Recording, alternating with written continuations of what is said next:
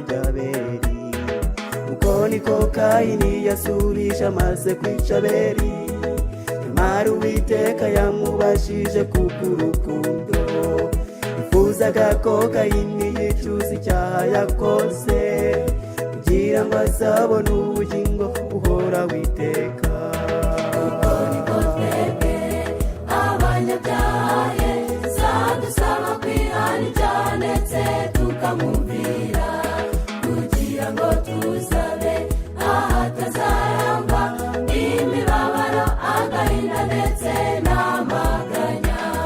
Uko niko twebwe abanyabyaha Yesu adusaba kwihana ibyaha ndetse tukamwumvira, kugira ngo tuzabe ahatazarangwa imibabaro, agahinda ndetse n'amaganya.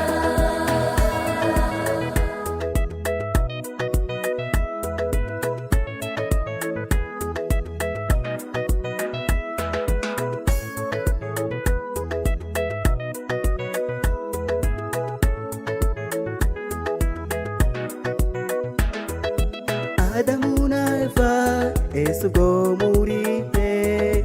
Erega twumvise imirindi yawe turisha. Uko niko Adamu yasubije amaze kurya kw'itunda, ariko yaje kwemera icyaha ndetse ababazwa nacyo. Imana yamudodeye umwambaro w'ubwambure bwe, ndetse tuzahurira mu gitaramo cyo mu ijuru. Uko niko twebwe abanyabyaha Yesu adusaba kwihana ibyaha ndetse tukamwumvira, kugira ngo tuzabe ahatazarangwa imibabaro, agahinda ndetse n'amaganya. Uko niko twebwe abanyabyaha Yesu adusaba kwihana ibyaha ndetse tukamwumvira, kugira ngo tuzabe ahatazarangwa imibabaro, agahinda ndetse n'amaganya.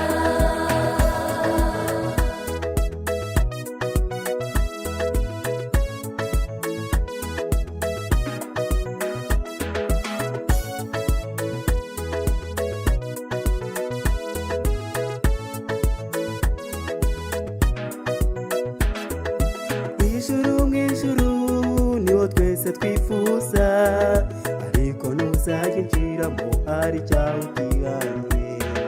Urasabwa kwiyegurira Yesu maramaje, ukatura icyaha cyose ufite mu mutima wawe.